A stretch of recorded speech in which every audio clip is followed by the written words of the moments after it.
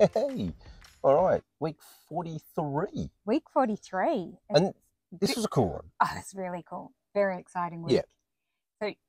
So I'd flown back from Melbourne with Di's dad, who'd always wanted to come to Norfolk Island. Yeah. And being a penal colony, pretty much a jail island, really. Yeah. And so Dad being a former prison officer, it's yeah, kind of right up his alley, yeah, really. that's isn't right. It? Yeah. Yep. So yep. But so how would you describe it? A small little island? It's a tiny little island. It's midway between Australia and New Zealand. It's part of Australia, but kind of. They don't really want to be part of Australia, but they are part of Australia. So you don't need your passport to get there, although there was a little bit of confusion as to whether or not we needed to. Because the plane takes off from the international airport. But anyway, all that aside. It's very green, full of chickens. So pretty. And cows. Cows wander everywhere. Yep, cows are wandering everywhere. Chickens wandering all across the roads as well. Wild chickens too, a lot of them, because they're just don't belong to anyone. They're just chickens everywhere. Yeah. And trees, of course, the Norfolk pines, as you'd expect to see, but they're everywhere. So I reckon it's about the greenest island I've ever seen. And then the water is so blue. Yeah. It's beautiful. Yeah. So interestingly, Norfolk Island also was apparently the second place founded within Australia. And so Australia used to send its convicts over to Norfolk Island. So that hence the penal colony. So England sent the convicts to Australia and we sent our convicts to Norfolk Island. Yeah. Okay. Yeah. And the other thing it's famous for, of course, is the mutineers on the Bounty went to Pitcairn Island, but then because they outgrew Pitcairn Island, Queen Victoria gave them Norfolk Island. Yep. So it's got this really interesting. And it was originally inhabited by Polynesians, wasn't it? But they kind of abandoned it about a couple hundred years before England found it. And so yeah, so it's a really interesting little pocket of Australia that not many people get to. No, that's right. It's not easy to get to. That's probably why. It's not easy. It's a bit out of the way, but it was worth it. So we got there and we stayed in an A-stick cottage, it was called. It was kind of right near the national park, basically in the middle of the island. Beautiful little spot. Gorgeous little cottage, fully self-contained. Yep. Just a second dwelling on a little block of land, lush and green, and chickens everywhere, and cows all around, and yeah. And you have to have your own car there because there's not really any public transport. It's a tiny island. It's only like 8 kilometres. And it's very hilly, so wide, very, very hilly, and you want to be able to explore it. So you hire your little car and travel. And our accommodation, it came with a free half-day tour. Yeah.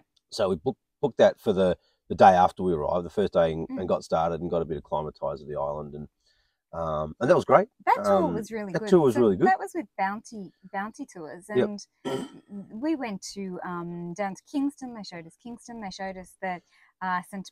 Barnabas church. Yep. And just kind of did a little. Yeah, just a bit of a sort of acclimatization of the island, and orientation, got you aware of where you were and that. So we went out to had a look at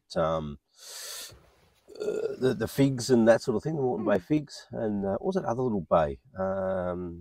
Cascade Bay. So it took us to Cascade Bay lookout, but not down to the. So it just basically took you all the little spots on the island, and gave you a good little sort of taster of what you wanted to have a look at later. So and so then we booked from there. We then booked the Convicts tour because that sounded pretty interesting, and of course, again, Dad being a prison officer, it's all about the Convicts.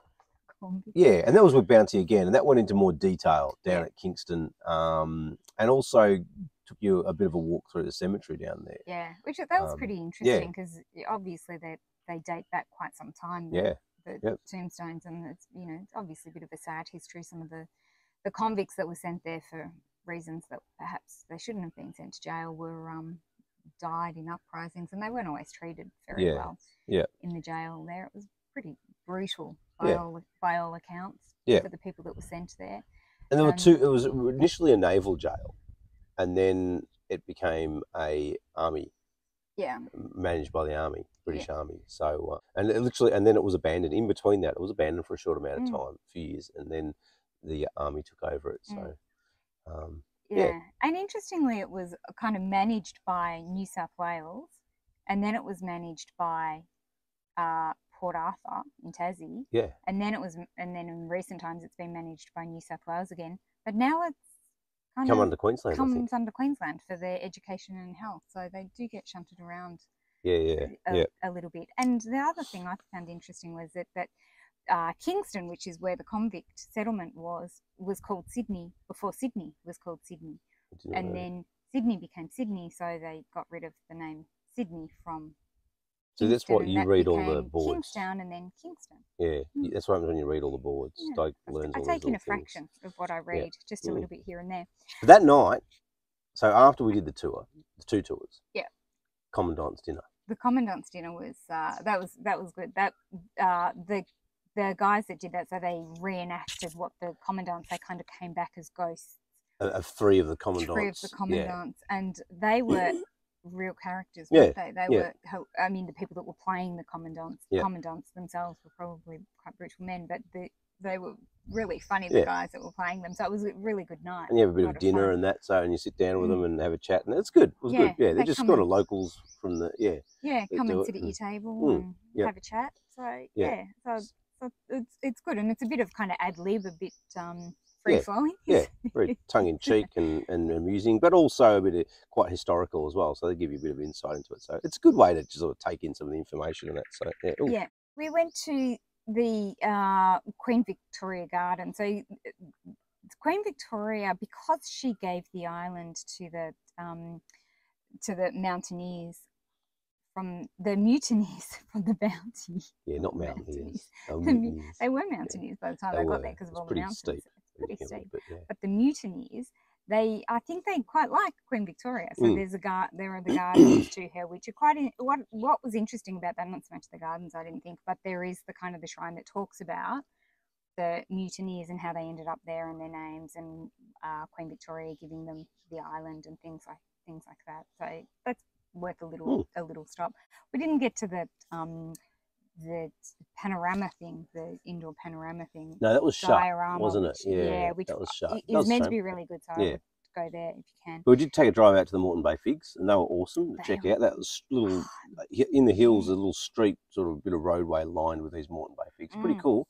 They're really cool. Beautiful to look at. They're my favourite tree, I think. They look so cool. They've taken the running as my favourite tree. Yeah, okay, fair enough. They are very cool. Yeah. Very cool. We went to the Captain Cook Memorial, which you kind of have to when you're there. And then there's this walk that you can do from there to Bird Rock and Elephant Rock Lookout. Yep.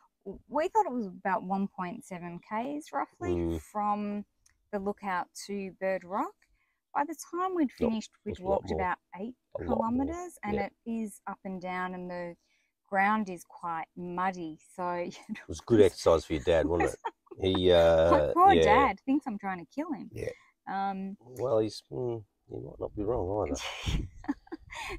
It was a good walk. Let's just say that, and it was beautiful. The views are beautiful out there because the ocean, it's such blue water. It's really pretty. Yeah. Not many beaches though. Like one of the things that Captain Cook found and the French found when they tried to come to the island, there's not many places you can land. Because it's all surrounded by reef, and there's rocky reef. It's not coral reef or anything, it's rocky reef. So it's all, there is sand and that around on the Kingston and that sort of thing. But there's, you don't have to walk far. It's pretty rocky. But so as if that wasn't enough for your dad, we then took him for a walk from Mount Pitt to Mount Bates. And that was a short walk. It was about half a K. Half a K back. Yeah. So, but because up and down these mountains, are the highest points on the island, I just thought maybe you'd walk across, but no, you kind of walked up and down. Yeah. So again, it was quite a walk, but you get to really see the scale of the island from those lookouts because you can see the whole island from the top of those lookouts, right? Yeah. So you really get a good view. Cascade Bay for sunset. That was cool. That was pretty cool actually, because we didn't really know much. It's where the actual little tenders take off to go out to the ships when cruise ships arrive, and also how they get a lot of their stuff delivered, which they're having a real issue with at the moment, is getting food and supplies and that out to the island, which is probably COVID, but also just difficulty getting cargo ships to go out that way. They can't be too big because of the surrounding reef. So it's a bit of an issue, but they're working on a plan, so that's good. But that's where those little tenders are, and it's also a long drop sort of concrete pier, and there was a lot of sharks down there. And the sunset was amazing. The sunset was beautiful. Yeah, and a rainbow. And you saw a shark. And I saw a shark down the water. Yeah, but that was pretty cool. There were guys fishing down there. Yeah. And that. So, yeah, no, that was excellent. I think the next morning we got up to have a look at another bay, Anson Bay. And there was a lot of cows around. And it got a little bit rowdy too, a little bit feisty on the way down. You got too close to them. Well, one of them decided to charge me. I turned around just in time, and he stopped dead in his tracks. But that was all right. But that was a bit of a walk down to Anson. So that was nice.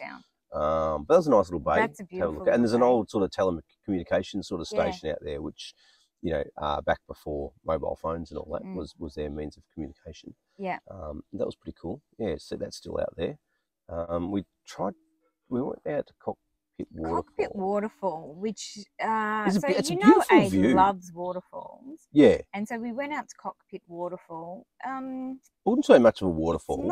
Not much of a waterfall. And you can't really see the main part of the waterfall. Yeah. Because you kind of ride over it, so you're trying to look down back on the rocks and you can't really see. I get the feeling it's not that big a waterfall anyway, but the view there is beautiful and stunning out over the cliffs and the water. Beautiful. And also looking back inland. Yeah.